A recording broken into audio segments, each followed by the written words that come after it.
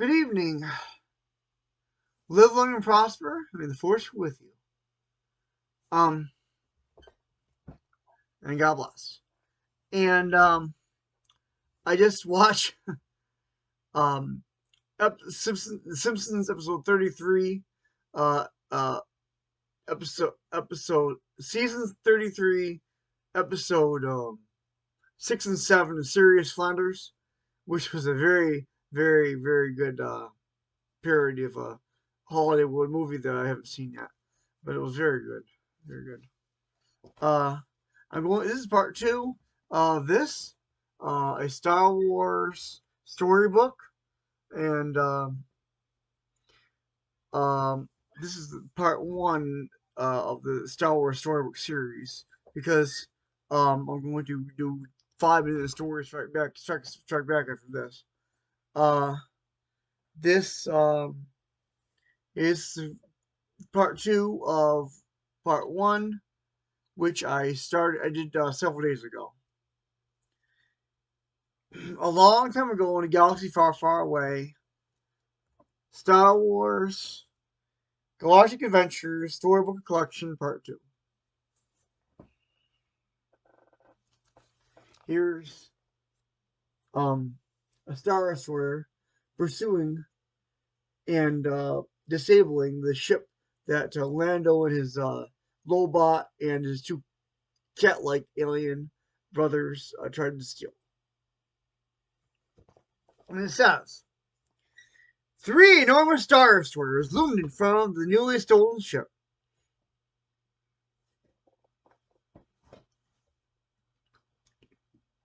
Lando realized that the ship must be even more valuable than he had thought.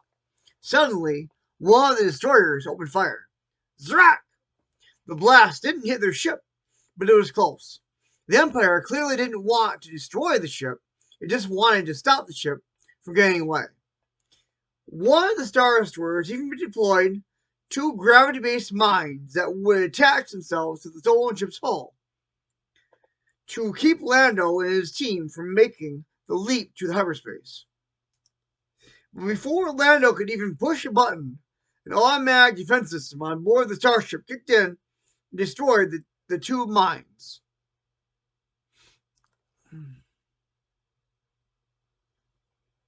Lando really liked that ship.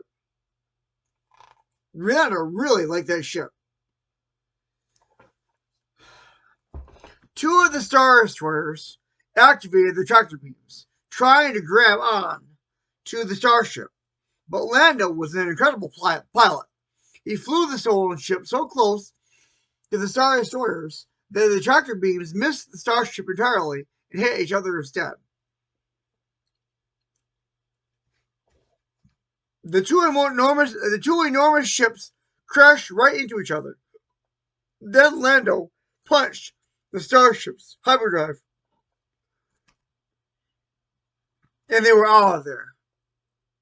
The ships crashed into each other. Lando had done it. With the help of his crew, he had stolen the ship from the Imperial shipyard and even outwitted 3 Star Destroyers. Now all they had to do was take the starship back to Palpatoran. But first, Lando wanted to see the loot they had so brilliantly made off with. Corn led them all down one of the artifact-lined hallways to a blast door. This is the only area of the ship I haven't been able to access, Corn explained. It's a central chamber and it is very well secured. Lando was almost giddy at the thought of what could be inside, and he knew Lobot could hack any code that was keeping the door off limits. Lobot could hack any code that was keeping the door off limits. Lobot agreed to help, but he had a bad feeling about the mission from the start. But he sensed that whatever was behind that door would only make things worse. So here they are in the art gallery, and they're going down the ship's hallway, and they're going to a door which Corn said he couldn't get through.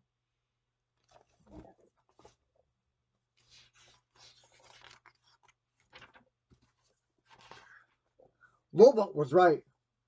As soon as the blast door opened, two deadly red guards burst through.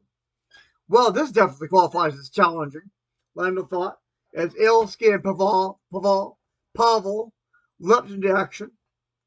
Everyone in the galaxy knew that the Red Robe Imperial Royal Guard was an elite group of killers trained specifically to protect the Emperor.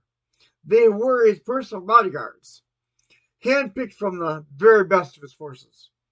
But the two who were protecting the ship had clearly never encountered the likes of Elsk and Paval.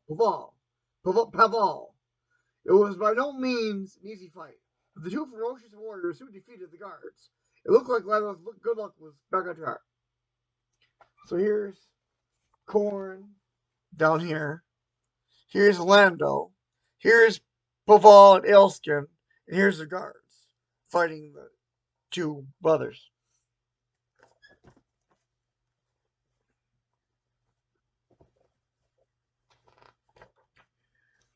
That was until Korn had to ruin everything. There's only one person who could possibly own this ship, Korn said. Lando thought through their mission. The glamorous starship, three star destroyers, the rare treasures from across the galaxy on board, the Red Robe killers. It all made sense. Here's Korn and Lando looking at the art inside of that chamber.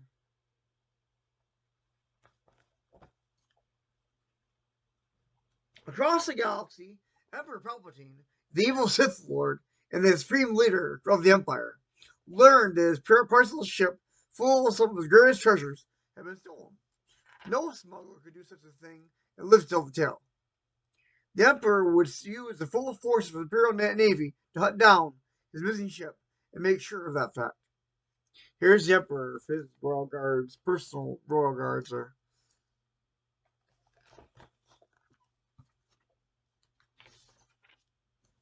So the ship belongs to the Emperor, Lando replied with a nervous chuckle. We can get out of this one. We'll just sneak away in an escape pod. It'll be easy. But Lobot wasn't so sure. It seemed as though Lando's luck had finally run out. Here's Lando. Here's Lobot. Leia and the Great Island escape. Here's Leia and some friends on a water skipper. Princess Leia Organa was on a secret mission. She was leading Imperial ships on a great space chase across the galaxy. Leia needed to distract the Empire so that the Rebel Alliance could prepare for war. The next stop on her mission was the volcanic planet of Secede. So here they are going to Secede.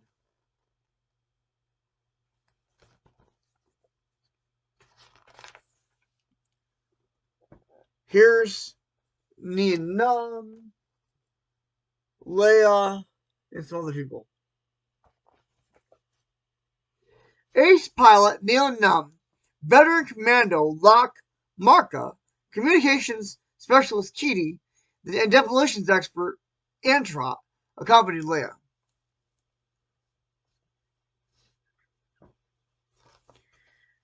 Aboard Nian's ship, the Melcrawler, the team touched down on a giant lily pad.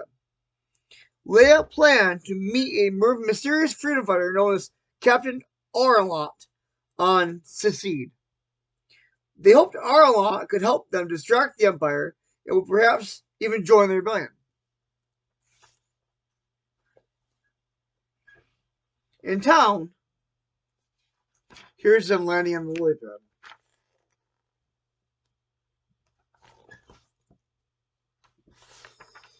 In town, Leia and her friends tried to blend in with the island tourists, but there was no time for fun. They had work to do. While Nian stayed with the ship, Leia and the rest of the team boarded a boat. They skimmed across the waves toward a nearby island, where they would meet Orlant is sent out a beacon to attract the Empire. So here they are on the wave skipper, the boat.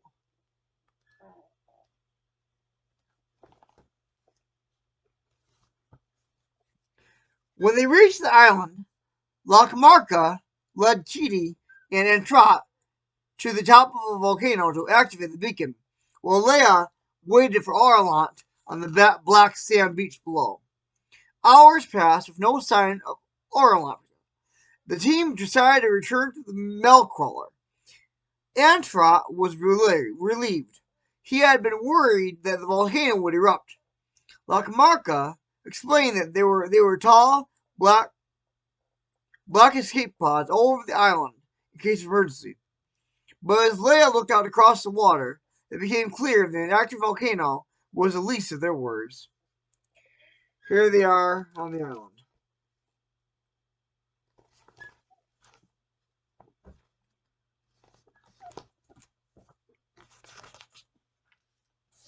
The beacon had worked. Stormtroopers were streaking along the surface of the ocean on wave skimmers and firing at the team of rebels. Leia opened the throttle, sending the boat across the waves, while Lachmarca fired with the Imperials. As Leia veered their boat side to side to avoid enemy fire, Chidi alerted Nian to take off and await further instructions. Leia told Antrat to arm detonators and throw them into the water to slow down the troopers. Here's the stormtrooper vehicles, and here's the people that were with Leia fighting, firing their guns, or firing his gun behind them at the Imperials.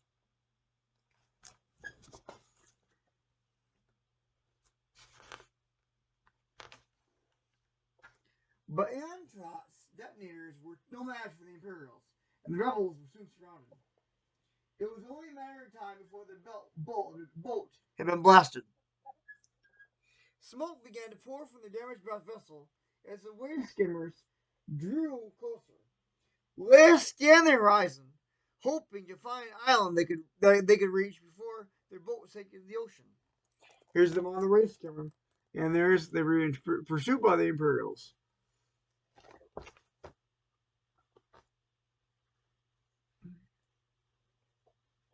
Suddenly, a massive shadow appeared in the water beneath them. When the shadow broke the surface, Leia saw that it was a submarine vehicle dripping with shaggy seaweed. The strange vessel opened like a huge mouth. Excuse me, I had some pizza today, and Dr. Pepper, and crazy bread.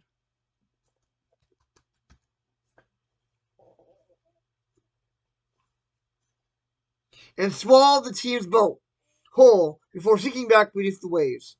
The rebels couldn't tell if they were being rescued or captured. Here's that submarine ship right there. Right there.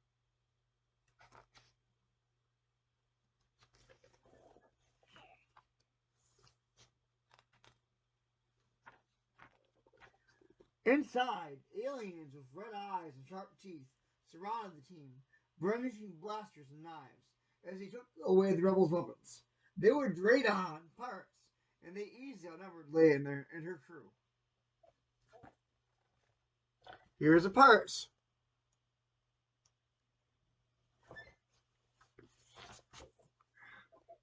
Then a massive, tattooed Draydon pushed through the crowd and stood right in front of Leia.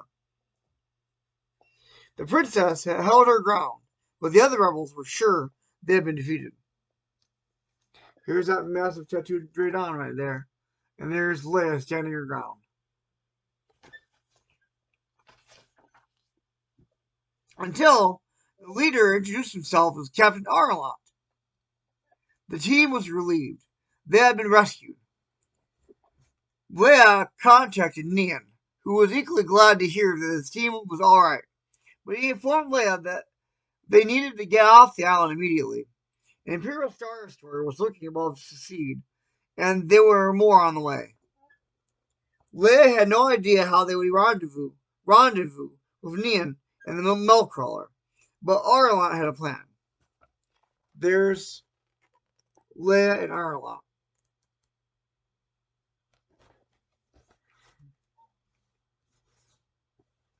It turned out the escape pods on the volcanic island would come in handy.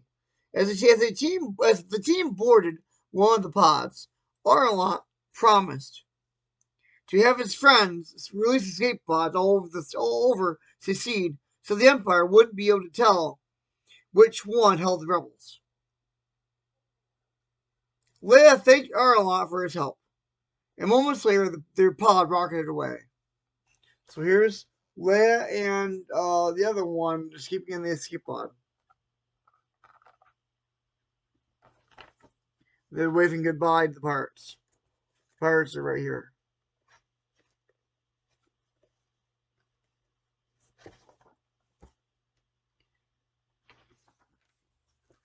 All across Secede, escape pods shot into the sky.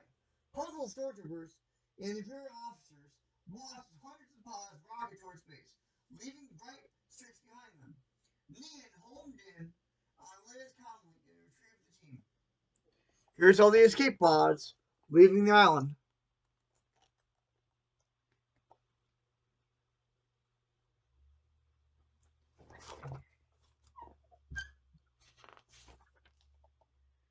Back on board the milk crawler, the rebels celebrated another successful mission.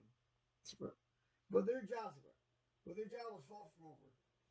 If there was any hope of defeating the Empire, Leia needed to keep the Imperials distracted by remaining a moving target. The great space chase will continue. There's Leia, Nien and the others having a good time.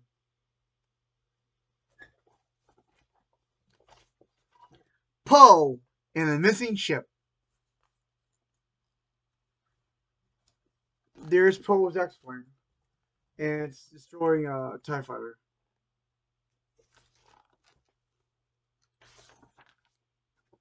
There's Poe's X-Wing.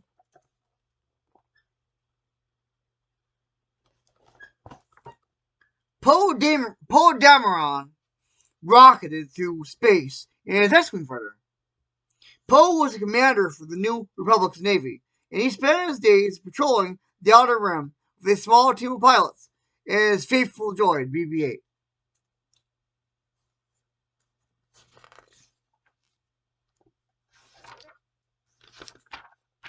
But this was no ordinary day. Something unusual popped up on Poe's scanner. It was a distress signal from a ship called the Ysara Zaidi.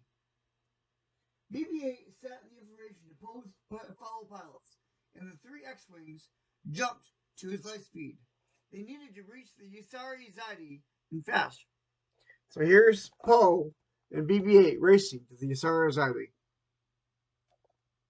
That's BB-8. He is a BB unit. BB unit. A little different from R2 unit.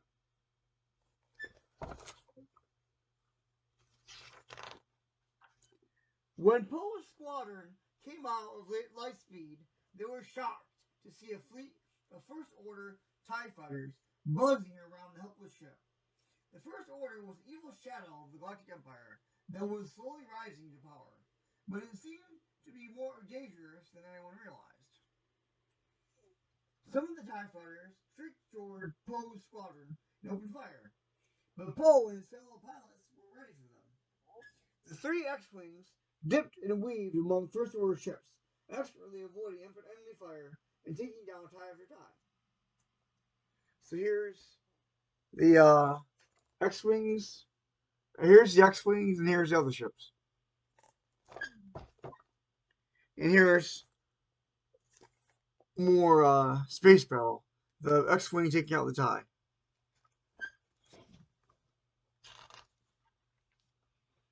But before Poe's team could reach the Ysara Zaidi, a glow began to rise from its stern. In the blink of an eye, the freighter and the First Order ships had stretched and snapped into hyperspace. Interesting. There's Poe And there's that freighter over there. You saw his eye. Exactly. When the squadron returned to its base, Poe urged his superiors to do something to help the Star Anxiety, but everyone he spoke with ordered him not to interfere. They didn't believe that the First Order was as dangerous as Poe claimed. Here's Poe's superior, and here's Poe. Poe Dameron. Poe knew he would get in trouble if he disobeyed orders, but he also knew that the crew of the Star Anxiety was in real danger. He needed to help them, especially if no one else was going to. BB-8 homed in on where the First Order had taken the missing ship, and Poe's X-Wing made the jump to light speed. The little droid also discovered that the stolen ship had been carrying powerful weapons at the time of the attack. Poe wasn't surprised that the First Order wanted the weapons, but he needed to find out where it was taking them. Well, there's Poe. He's thinking. You can tell he's thinking. There's Poe's X-Wing.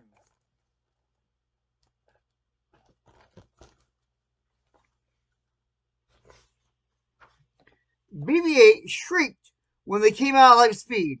Before them floated almost the entire First Order fleet: Star Destroyers, frigates, cruisers, and TIE fighters. But the Star Anxiety was nowhere in sight. The one thing Poe and BB-8 had going for them was the element of surprise. Not the surprise of the X-Wing's appearance in the middle of a First Order fleet, but rather the surprise of what they did next. Poe and BB-8 charged. So here's the X-Wing. Here's the other ships. Poe pushes his X-Wing fighter to its limits. He banked right and looped left while blasting every First Order ship that stood in his way. Meanwhile, BB-8 continued to search for the signal for the missing ship, but the First Order was closing in. Here's BB-8 searching for signals.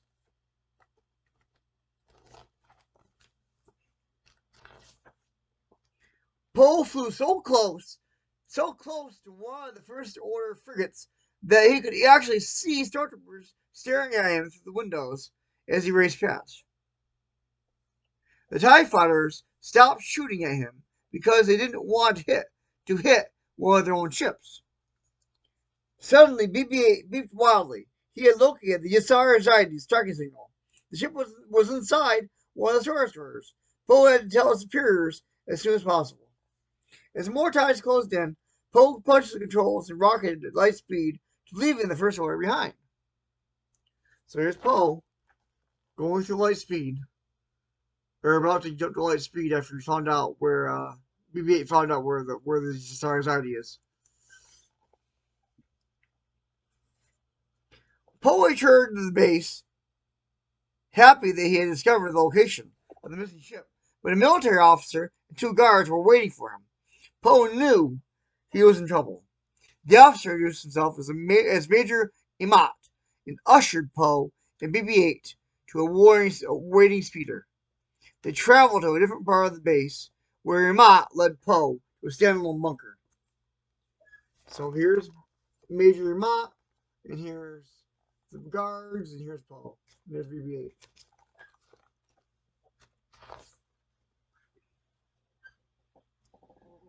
Poe entered alone and immediately recognized the woman sitting at a desk in front of him. It was General Leia Organa. Leia had once been a princess and had helped her brother, Jedi Knight Luke Skywalker, destroy the evil Empire. But the First Order had risen from the ashes of the Empire, and now Leia needed Poe's help. There's Leia Organa.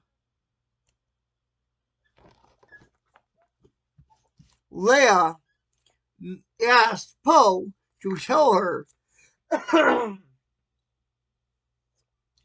all about the First Order and the missing ship. The general listened very carefully as Poe recounted his entire adventure. When he was finished, Leia promised everything she could to help rescue the Star Tidy.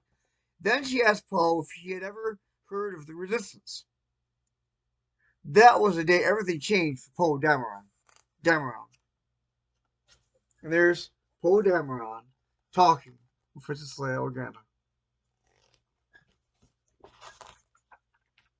Poe and his squadron agreed to join General Organa and become part of the resistance against the First Order.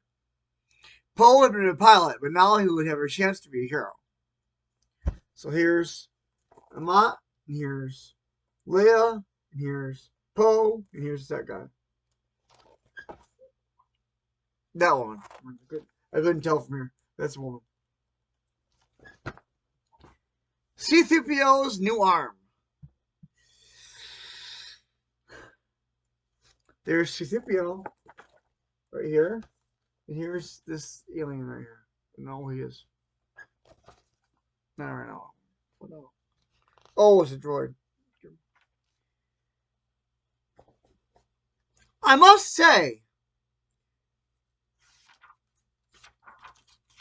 C-3PO explained to BB-8 and Poe Dameron, I mean, I don't know what I would have done if you hadn't come to rescue me. The droid had just returned from a top secret mission for the Resistance. Let's just get you to a maintenance, Poe Dameron said. We have to get you all fixed up. BB-8 whistled in agreement and rolled down the corridor, leading the way. Oh, yes, Master Dameron. I'd almost forgotten. C-3PO looked down. He was missing an arm. What happened back there, buddy? Poe asked as he led the way through the base. Well, Master Dameron, it all started when our ship was attacked, C-3PO said. As he made their way to maintenance, C-3PO told Poe and BB-8 all about his adventure. Well, here's Poe Dameron, and here's C-3PO holding his new red arm. Here's Admiral Akbar. Here's BB-8.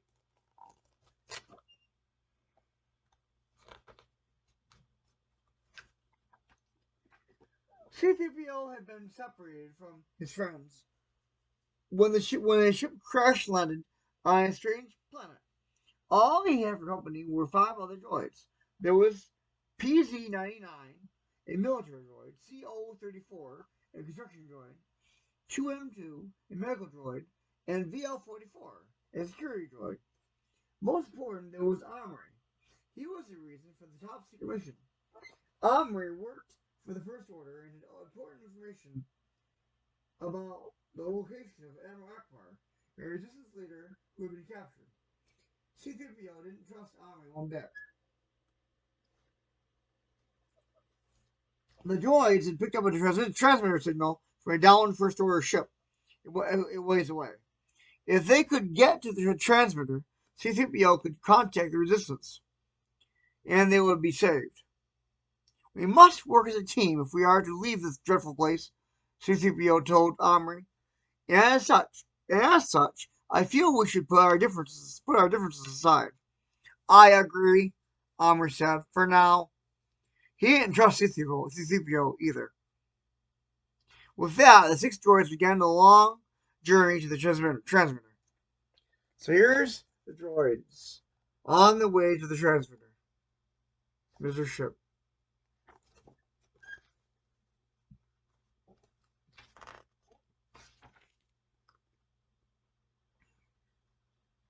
They hadn't walked far when the ground around the droids erupted. There were space soldiers everywhere. Space spiders everywhere. Quickly, everyone, C-3PO called, narrowly avoiding space spider pincers. The droids had to escape before they were overrun. PZ-99 ran in front of the group to protect the other droids. The military droid attacked space spiders, giving his companions enough time to escape. Soon the droids had left the space spiders and PZ-99 far behind. Omri was confused. Why did PZ-99 stay behind? C-3PO explained PZ-99 and wanted to protect his friends. But Amrai still didn't understand. And droid, the first order, would never have done what PZ-99 had done. The droids didn't have much time to rest after the spider attack because a huge lake of oil blocked their path. CO-34, the construction droid, had a solution. He could form a bridge. The droid started to cross CO-34 with a splash. A huge aquatic beast jumped out of the oil. The L-44 beat an alarm as droids were attacked by the oil monster's tentacles. Yes, VL, we're moving as fast as we can, C-3PO cried. Then a tentacle wrapped itself around C-3PO and started full of wonder. I've got you, said Omri, the first order droid, pulling C-3PO free. But C-3PO's arm had been lost to the beast. Here's the space spiders.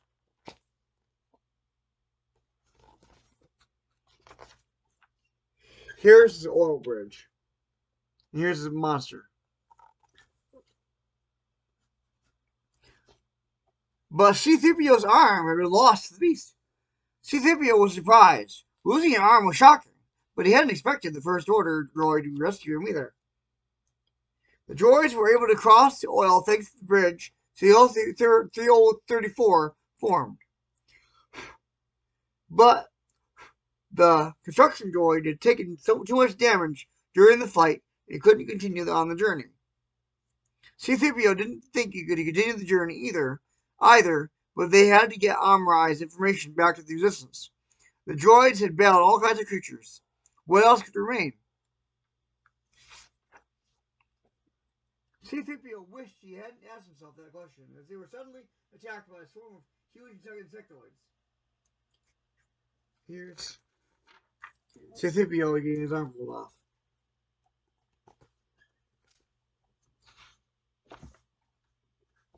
Quickly, keep moving. Amrai urged C-3PO. In all the chaos, C-3PO and Amrai were separated from VL-44 and 2M2. C-3PO and Amrai had only each other at that point. A Resistance droid and a First Order droid. As they continued their journey, walking across a vast and lonely desert for a very, very long time, C-3PO wondered how their adventure could possibly end.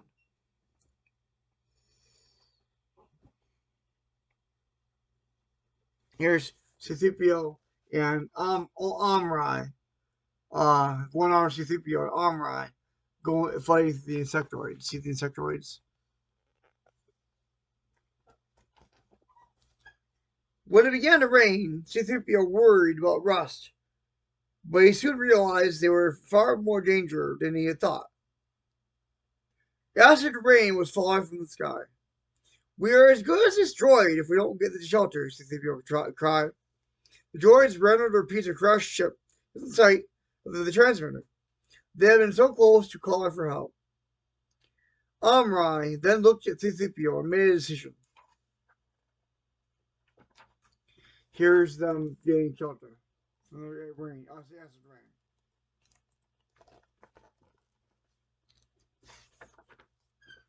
You have a mission.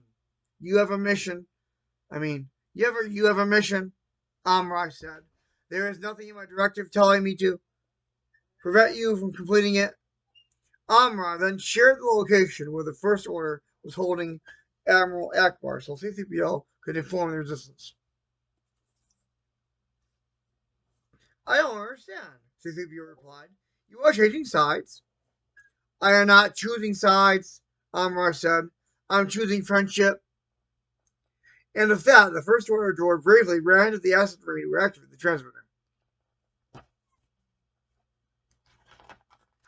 Here's C-3PO in shelter. Here's Amrai getting his arm rusted.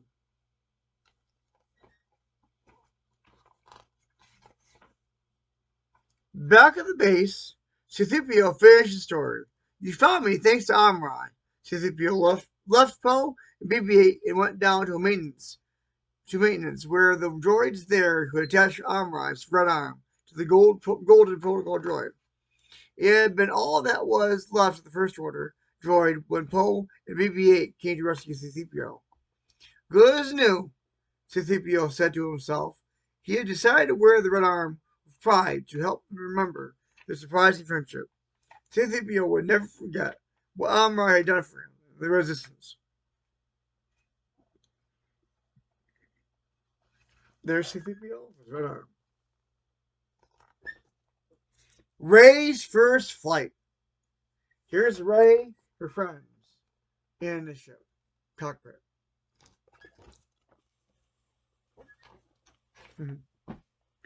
Rey was a scavenger. Rey had lived alone on the other planet of Jakku since she was a little girl, waiting for her family to come back and find her. She spent each day searching wrecked ships from long ago battles for parts she could trade with the alien Unkar plot for food. It was time-consuming, hard work, and sometimes it was very dangerous. Rey had to fight off other scavengers, like Cheetos, to protect her finds, and sometimes there were giant sandstorms that lasted for days. But it was the only life Rey had ever known. One day, after a very long sandstorm, Rey left home to begin another day of work. The storm had covered many of her favorite wrecks, and the newly revealed wrecks had already been claimed by the Cheetos or other scavengers. If she didn't find something soon, it wouldn't have anything to trade with Hogar for food that day. But then, far off in the distance, Rey saw something glisten on the horizon. Here's Rey scavenging.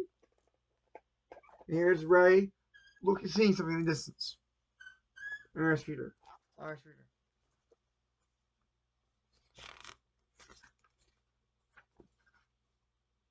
Rey could hardly believe it. It was a ship, and not a wreck like the ones she had picked over her entire life.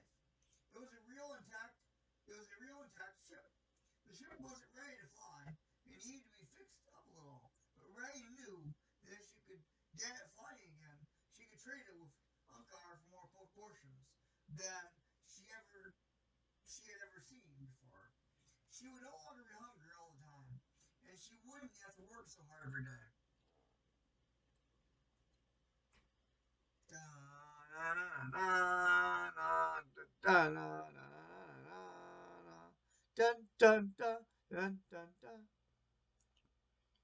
Rey threw herself into fixing the ship. Rey. Where's Rey? I know I have Rey. Where is she? Oh, the one. Oh, there she is. There she is. Here she is. There's Rey. There's Rey. There's Rey right there. That's Rey.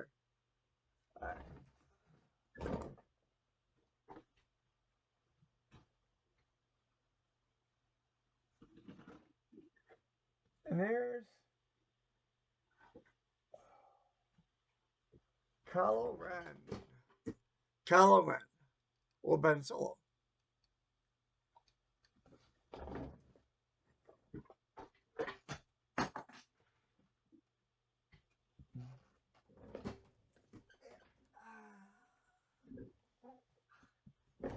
Milan fell down. Ha.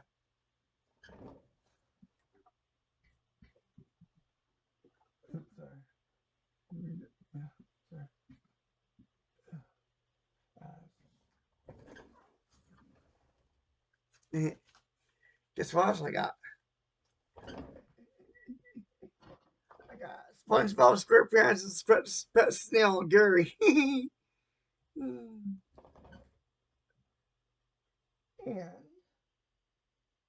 I got another Milan. I got two Milans. This one I call Rose Chico though because, well, why not be Rose Chico? I don't know. That's Rose Chico. The other one's one Milan. And I have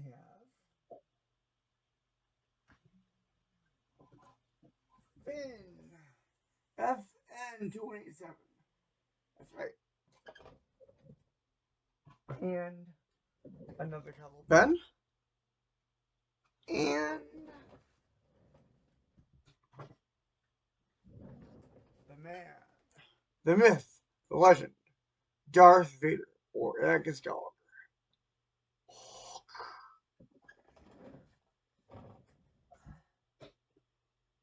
I have some more, but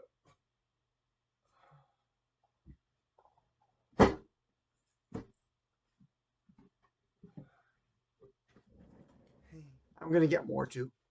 Probably get Lando Kenner toy, probably eventually.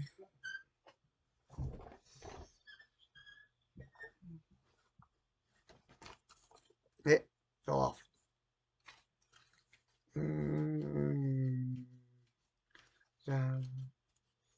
Do do do do do do do do do do do.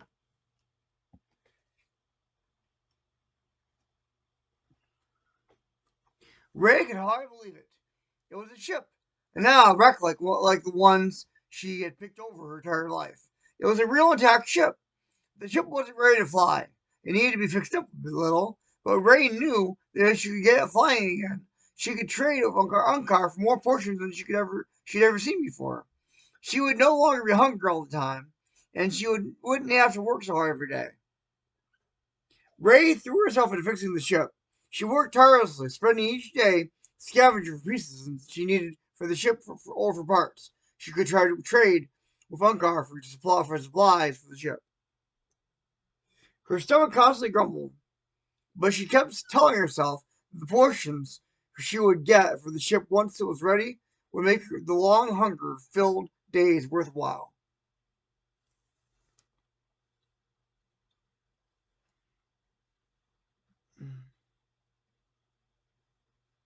Here's Ray and the ship. And there's her speeder.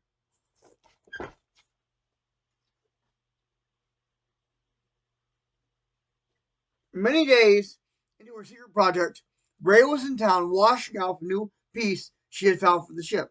What are you building? Someone asked. Ray looked up in alarm. It was another scavenger, Devi. So far, no one had discovered the ship Ray was working on. She had been so careful. Had someone learned her secret? I'm not building anything, Ray said. But Devi didn't look like she believed Ray. Devi and her partner, Stunk, told Ray they had noticed she didn't trade all the parts she found. It's midnight. We can't see that. I wish you could see that. Wish you could see that. It's midnight. So my alarm went off. My alarm's not. I didn't reset my alarm for anything else for midnight. So, this is a new watch. I haven't set my alarm on it yet.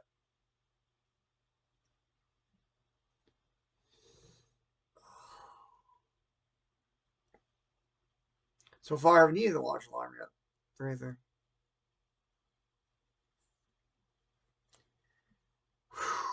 I think I'm going to get some Tang pretty soon. I like Tang. Tang is good.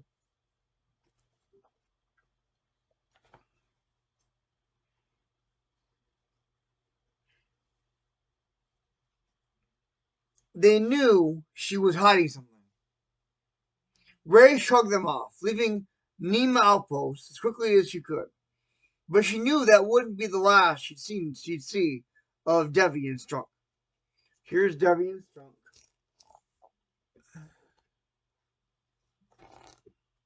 That's Devi.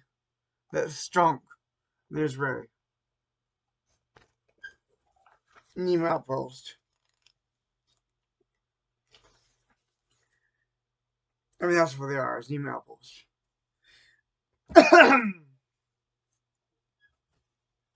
A few days later, Ray was working on her ship when she heard someone calling her name. It was Devi. She and Strunk had followed Ray to the ship. What do you want? Ray asked.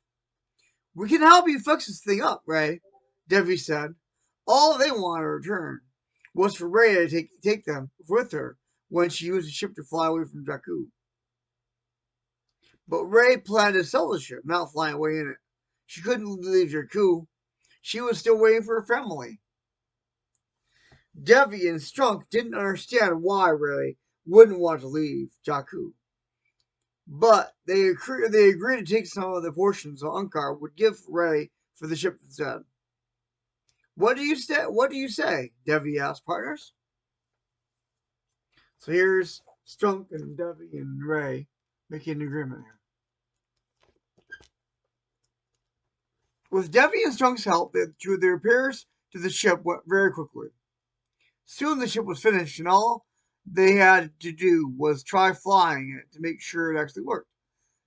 Years before, Ray had found pieces of a flight simulator scattered across the dunes. Instead of selling them in Unkar, she had put them back together, so she could spend her evenings practicing flying across the stars.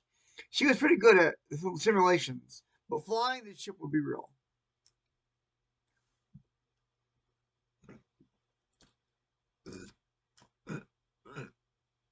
Excuse me. It's a triple pizza trying to come up. I had a lot of it. I had like 1, 2, 3, 4, 5 pieces, about 6 pieces. I had about 6 pieces of pizza. Well, one of them was really tiny, but then I had a whole bunch of Dr. Pepper and about 5 pieces of crazy bread and some crazy sauce. Yeah, I had some what do they call it stuff? Um, some peppers, little peppers in a bottle. What do you call those things? Cracked pepper, whatever. No, it wasn't cracked pepper. It was some kind of pepper spice. It was really good. And I put that on my pizza. Some of it. I dipped some of my pizza in the crazy sauce. Dipped some of my crust in the crazy sauce. Dipped some of my breadsticks in crazy bread in the pizzas in the crazy sauce. Yeah, it was a good dinner, and I shared it for friends. So me and my friend ate some pizza together, and then he left. So anyway, I actually watched Family Guy, and I watched The Simpsons after that. And I love to watch Family Guy if you're not making this video. I got to get back into reading the Bible. Uh, I read Psalms 22 the other day. It was really good. No, well, Psalms 23. Proverbs 23 is what I read. That was very good. Very good. Yeah. I read it to my friend Colt. It was very good. With Devi and Strunk's help, the repairs to the ship went very quickly. Oh, I already said that. The 3 scavengers gathered in the ship's cockpit. Ray nervously gripped the controls. So here's the ship. They're trying to fly. Ray's trying to fly here.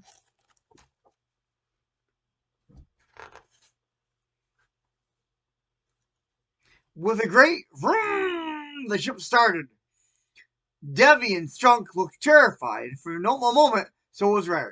But then the ship lurched into the sky, and she suddenly felt weightless and free. Ray flew the ship across the surface of the planet, smiling as he responded to her movement of the controls.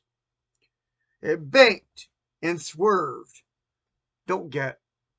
If you don't got a real ID yet, don't get one. Okay? Alright. Or let you know. It's not good. You should look up in a board meeting what Ronald Reagan said about national ID. Look it up. You'll see it on Google if you know where to look.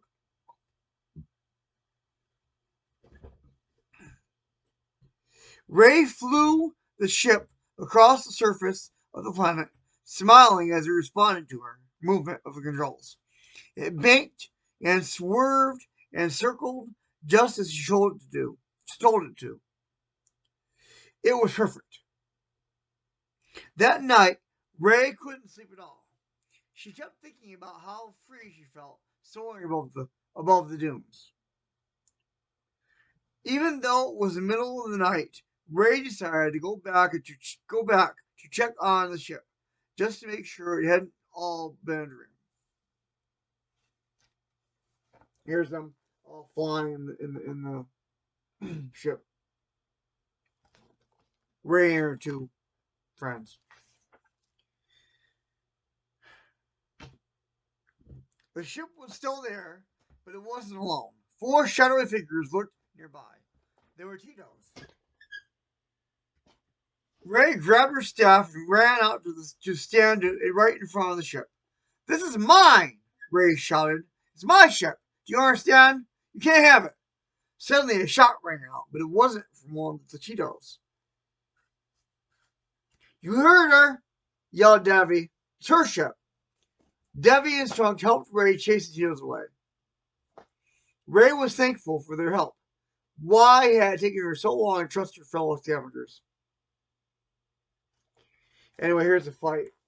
Ray for staff and Strunk and Davy with the guns. Laser guns. Blasters. Ray, Devi, and Strunk agreed that it was time to sell the ship to Unkar before anyone else tried to steal it. The next day, Ray once again took her place in the cockpit and flew the ship to Nima Outpost. It felt so good to fly. It almost made her want to keep the ship and fly off in the stars. Almost, but not quite. Her stomach rumbled. She needed it for the portions, and she couldn't risk missing her family if they returned her for her. Ray set the ship down and turned to her companions. "Don't let anyone else on board," she said. "Only me and Unkar." Unkar was waiting for Ray in the shipyard, amazed. He had never expected Ray would bring him such a treasure. Ray was proud of the ship. She couldn't stop smiling. There's Unkar Blood. And there's Ray. Yeah.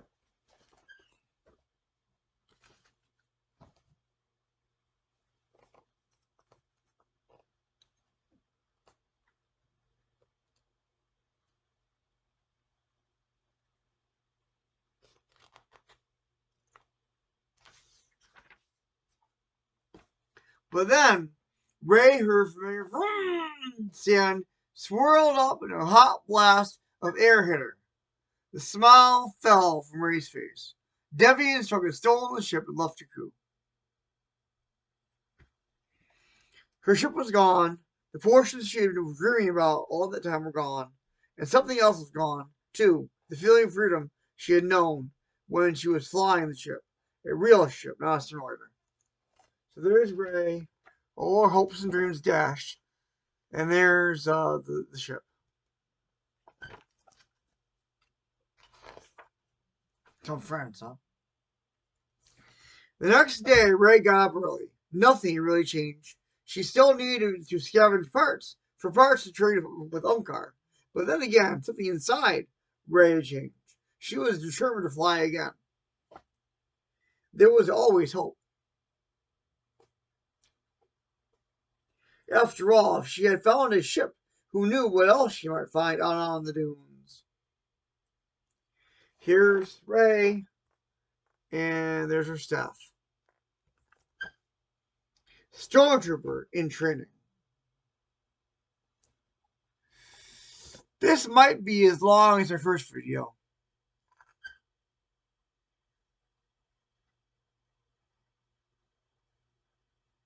Here's Stormtrooper, Force Pike, and here's the other Stormtrooper with a looks like a double-headed spear.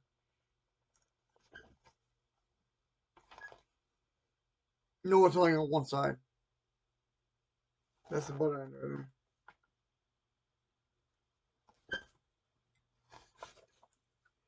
Before he was known as Finn, before he escaped from the First Order, before he joined the Resistance, FN-2187 was a member of a four-person Stormtrooper team. One day, FN-2187's team was battling its way toward the heart of an enemy base. His team needed to destroy a bunker up ahead. As always, FN-2187 loved the charge, calling the shots. Behind him, FN-2199 and FN-2000 moved quickly. But the fourth member of their team, FN-2003, had fallen behind. Everyone called him Slip, because that's what he always seemed to be doing, slipping up. Here's the First Order Stormtroopers.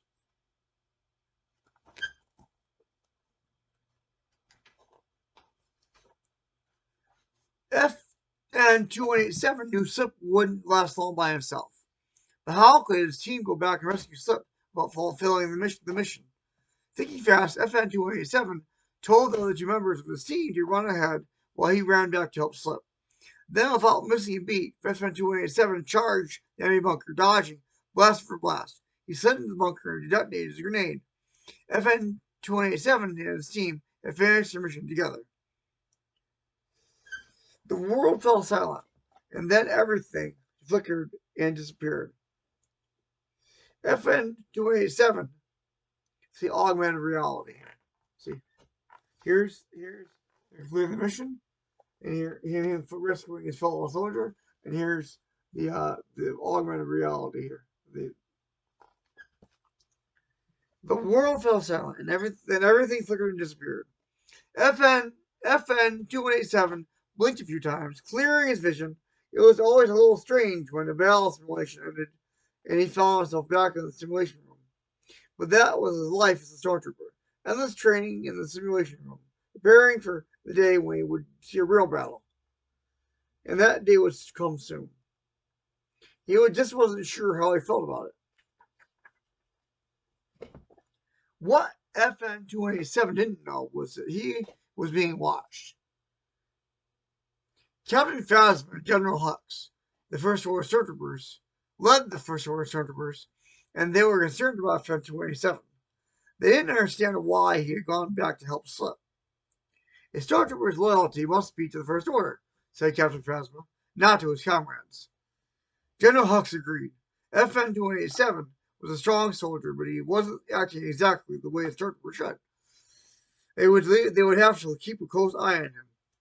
Here's Hux, and here's FN-287. Training. Captain Phasma. Sorry. Oh, that's it. Slip of the tongue. That's Captain Phasma.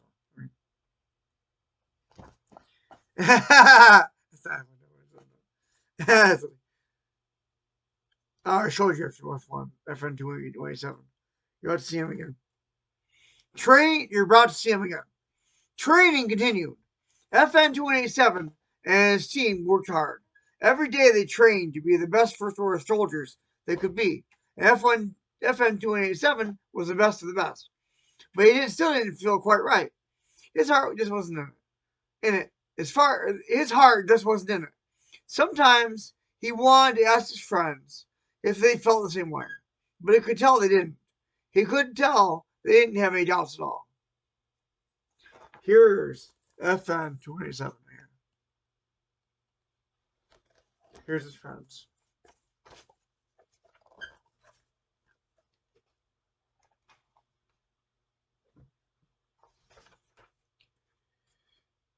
One day, the stormtroopers were taken to an exercise room and handed different weapons. They were going to spend the day sparring with each other. Two stormtroopers would fight until one lost, and then the winner would fight the next trooper in line. FN-287 was excited about the new challenge, but he was concerned for his friend. Slip was up first. Slip held his own for a while, dodging and stabbing with his force pike. Whoosh! Zap! FN-287 was proud of his teammate. Slip was often the slowest and clumsiest of the team, but not that day.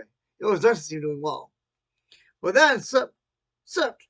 He faltered for a moment, and his bullet charged, knocking Slip to the ground. FN-287 watched with concern as his friend staggered back to the end of the line. Slip would have to fight again, and he wasn't looking so good.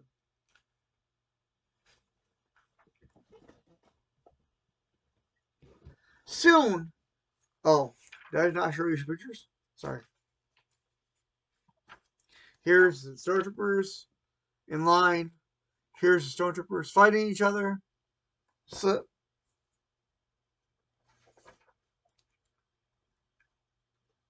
Here's the stormtroopers fighting each other again. Soon it was FN-287's turn. He was a strong fighter, and he beat 3 other stormtroopers before his teammate FN-2199 stepped up. Nines, as they call it. Well, Nines, as they called him, came at FN 2187 hard and angry. FN 2187 dodged back surprised. His friend was fighting him as though he really wanted to hurt him.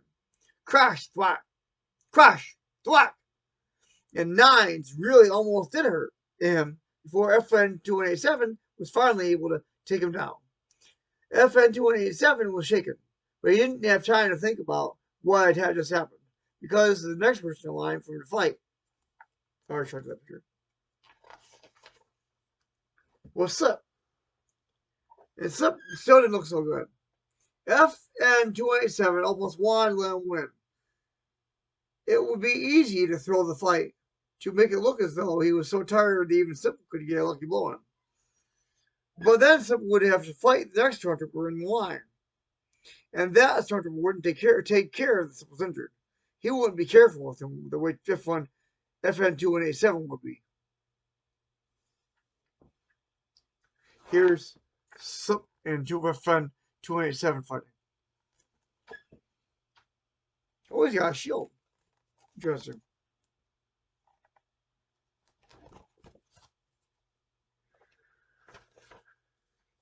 So as gently and carefully as possible, FN 2187 defeated Slip. Then he quickly helped his friend back to his feet. FN 2187 was knocked out of the fighting in the next round. He couldn't stop thinking about what had happened. There's Phasma, and there's Slip, and there's FN 2187. When the day was over, Captain Phasma pulled him aside. She demanded an explanation. FN 2003 had been injured. FN 2003 had been injured. FN 287 explained, using Slip's official stormtrooper designation. I didn't want to see him hit her any further. You considered losing to him first, didn't you?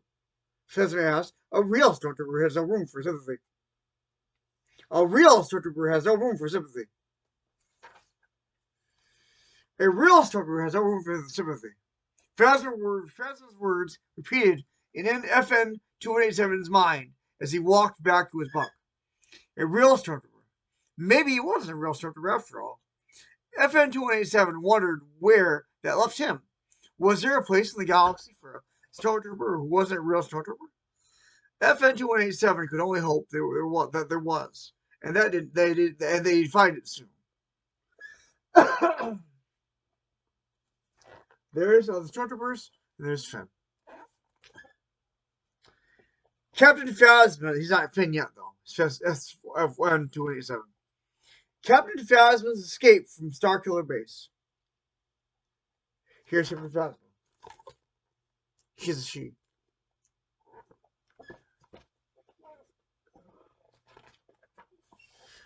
Captain Phasma was in trouble.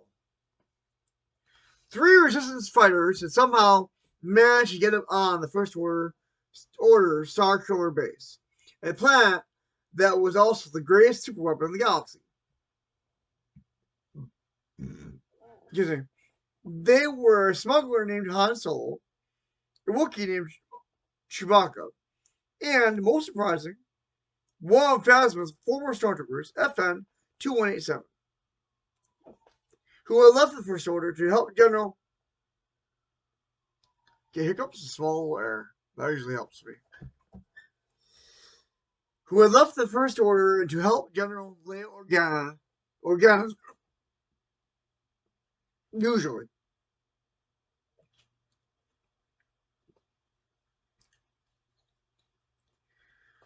Who had left the First Order to help General Leia Organa's resistance. They had forced Phasma to lower the base's defense shields and then left her stranded in the garbage chute. There's Phasma. There's Finn. Now he's Finn.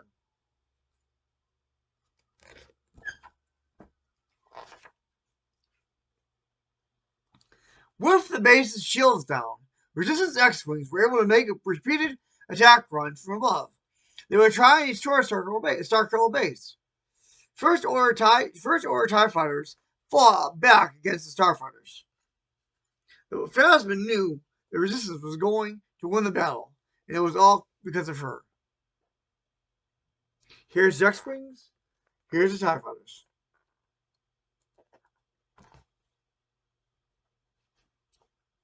Here's the planet below. Circular base. Phasma didn't have much time to get out of the garbage chute and off the base before the planet was completely destroyed. Lucky for her, resistance attacks had weakened the structure of the base enough so she could force her way out of the foul-smelling trap. However, Phasma didn't just need to escape. She needed to erase any possible record of betrayal.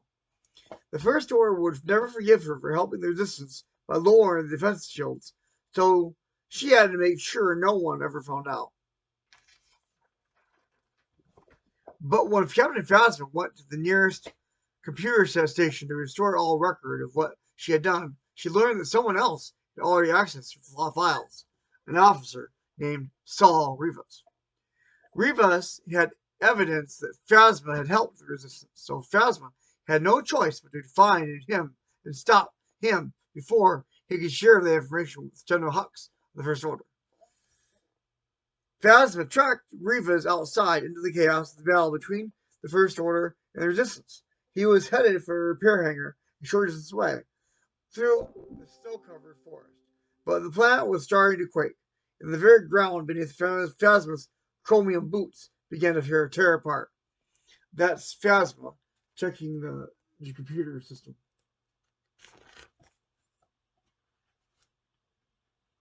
In the distance, across a newly formed crevice that had ripped across the planet's surface, Phasma saw the glow of lightsabers clashing.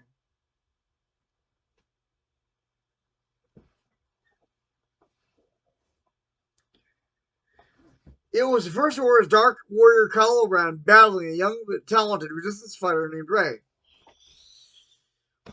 But Phasma would not be distracted from her mission. She had to stop Rivas if she ever hoped to once again stand beside Kylo Ren and General Hux as a leader of the First Order. So here's Phasma, and here's Rey and Ben fighting each other.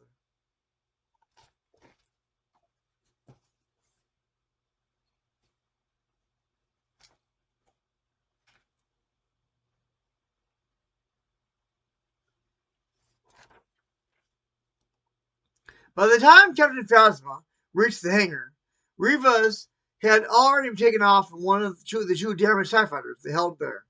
Phasma wasted no time boarding the second TIE and taking off after Rivas. The Scholar Corps base erupted into a shower of sparks behind her. Here's the TIE fighter taking off as Star Killer base pulls up.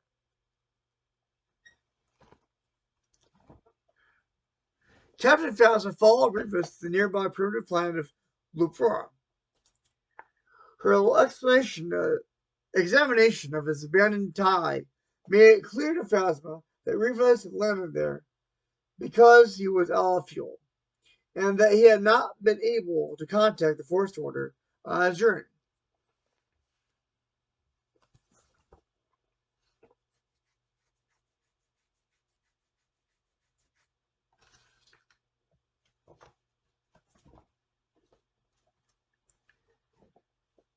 Phasma's secret was still safe, at least for now.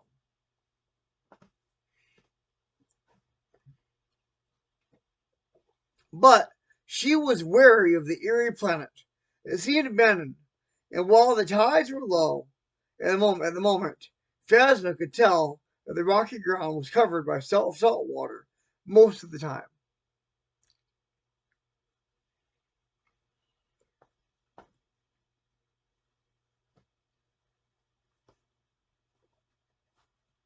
She still needed to find Rivas, but she would have to be on high alert as she made her way around the edge of a nearby body of water in search of her enemy. Suddenly, oh, there's Phasma on top of a tie. Ties are pretty big. This looks small when they're on the movies.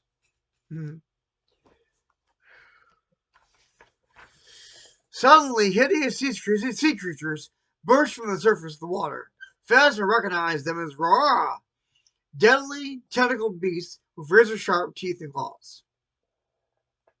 Captain Phasma had to use every ounce of her training, experience, and strength to battle her way through the Aurora, and she relied heavily on her customized blaster rifle.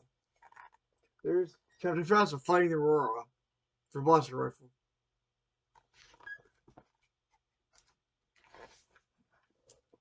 After battling the Aurora, the only way for Phasma to go was up. With a large cliff face looming before her, she knew she had a long climb ahead. But above was the only place where Rivas could be hiding.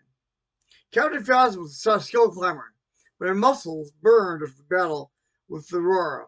Steadily, she made her way up the wall of rock until she could finally pull herself up to the landing. Sure enough, there was Rivas. He was grateful to be rescued until he realized that Captain Phasma wasn't rescuing him. Phasma knew he had evidence that she had betrayed the First Order. Rivas pleaded for promising Phasma that he would never tell the First Order, or anyone else, that she had helped the resistance. But no amount of begging would do. So there's Phasma climbing the mountain, and there's Phasma and Rivas. Captain Phasma had escaped from Starkiller Base. She defeated the Aurora, and she had silenced Rivas. Phasma had regained her power, but she still needed to reinforce her place within the First Order. When she rejoined the fleet in space, Phasma reported to General Hux that Rivas was a traitor who had helped the Resistance destroy Starkiller Base, but she had made sure he would never trouble them again. Man, Phasma was evil. I should have known that nothing could impede your devotion to the First Order, said Hux, and Phasma vowed to herself that indeed nothing ever would again. So there's Hux, and there's Captain Phasma.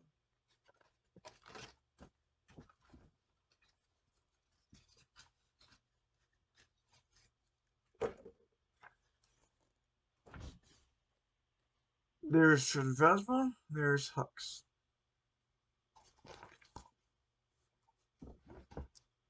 Rose and Paige fight for the Resistance.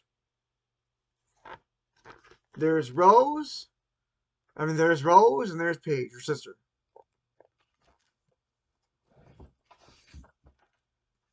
Rose Tico never expected to work for the Resistance. She had grown up with her sister, Paige, in a peaceful corner of the galaxy. But then the First Order had arrived, bringing fear and destruction. Rose and Paige had fled to General Leia Organa and the Resistance, who had welcomed them with open arms. Now the two sisters fought for others who were trying to break free from the First Order's cruelty, like the people of Terra Bravo. The First Order had blockaded the planet so nobody could come or go, not even to bring food. The Terrans were starving and needed the Resistance's help. There's Rose, Paige. Rose and her sister Paige.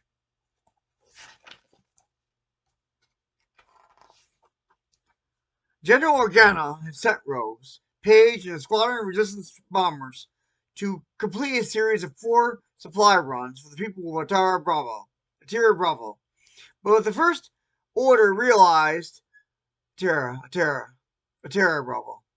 But if the First Order realized what they were doing, there would be a battle. A battle that the small Resistance ships might not win. Rose held her breath as they sped close to the planet. It helped to have Paige by her side. Rose and Paige always flew together. Paige's presence gave Rose a sense of peace, no matter how dangerous the mission. But on that day, it seemed as though there was no need to worry. The First Order was nowhere in sight.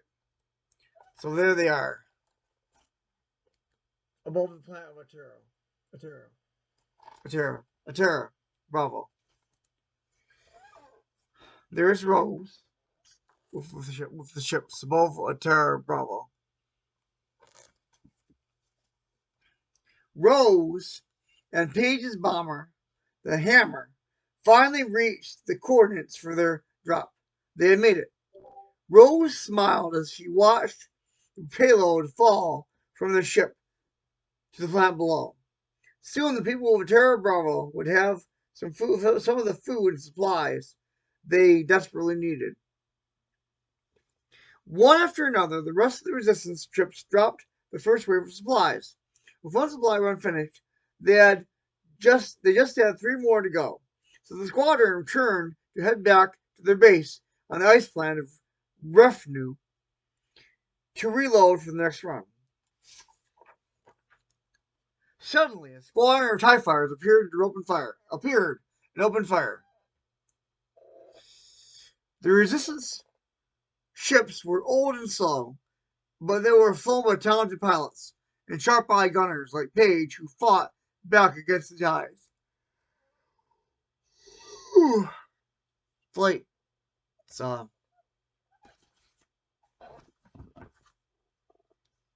It's 12:33 a.m. I might have had half a 2-liter Dr. Pepper, but I'm still tired. A body needs rest, you know. But I'm still playing Albion tonight, possibly on Twitch, since I got a community guideline strike on YouTube. That's okay.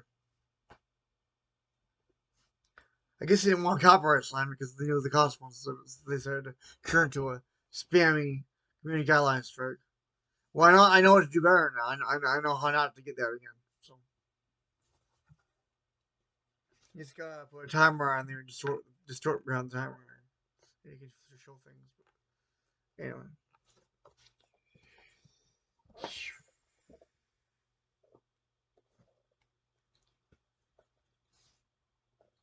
You can also have it muted. You can't have the sound on.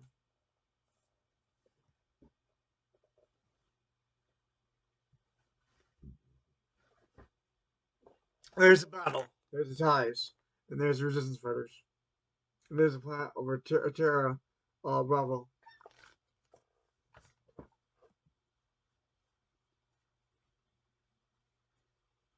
The blackness of space was lit by bright red and green blaster fire. The TIE fighters swerved and veered, but one by one the enemy ships were destroyed, all except for a lone TIE that zoomed away from the battle.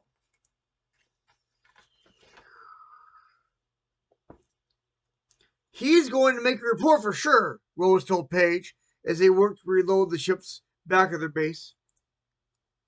The TIE fighter pilot who had gotten away would have plenty to tell his commanders. The First Order would soon know that the Resistance was up to something, and running 3 more supply runs under its nose was beyond risky.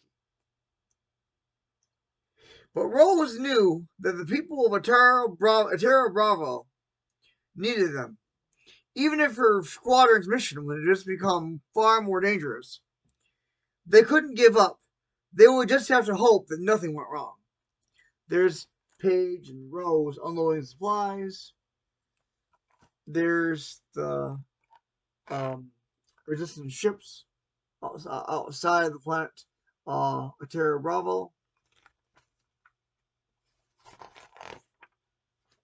Of course, everything went wrong on the second run. Squadrons of TIE fighters descended on the resistance ships before they could deliver more supplies to the surface below. Several of the bombers were destroyed. That's the bombers being destroyed. But Rose and Page worked together to devise a plan. They decided to send the ships in 2 by 2 instead of all at once, and lure the TIE fighters away from the drops with the other bombers. Their plan went perfectly. They were able to complete the second drop with the TIE fighters thoroughly distracted. Now there were only 2 drops to go.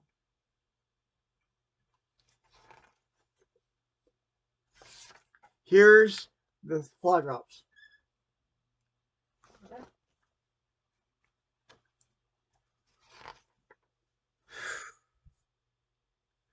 Rose and Paige. Here's Rose and Paige and the other rebels. But on their way back to the base to reload for the next run, a terrible shock tore through the fabric of space. The resistance ships were okay, but nobody could figure out where the violent disturbance had come from. Rose and Paige had never felt anything like it, but they were trying to shake the odd jolt from their minds. Their squadron had 2 final supply runs to finish and the First Order to contend with. But strangely enough, the First Order didn't show up when the Resistance bombers made their next supply run or during the 4th and final drop. There were no TIE fighters and no battles, but there was just empty space and the feeling in Rose's gut that something wasn't right. It's as if, she started, as if the First Order thinks they have a weapon so big they don't need to worry about a few heavy bombers, Paige replied. They had both heard rumors that the First Order was working on a weapon that would dwarf the Death Star itself. Rose shuddered. That's Rose, and that's Paige. Rose, Paige. The squadron returned to base. They had successfully completed their mission, but General Organa's second in command, Vice Admiral Holdo, was waiting for them.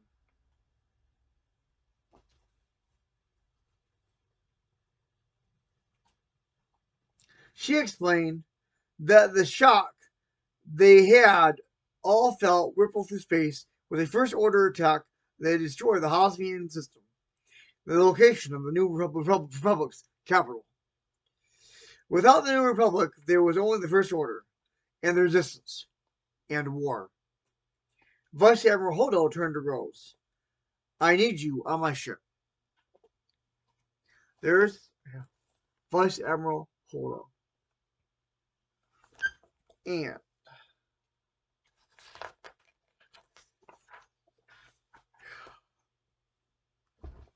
Rose looked to her sister. This would be the first time they had ever been apart. My sister is the most important thing in the world to me, Rose thought, as she clutched Paige's hand. Paige squeezed back encouragingly. But defeating the First Order is the most important thing in the galaxy. Rose and Paige nodded to each other. They would follow Holdo and Leia into battle. The Resistance needed them. The galaxy needed them. It was their destiny to help defeat the First Order. And that is the last picture. Rose and Paige holding the halves of their pendant. A Force symbol. And the end of the book.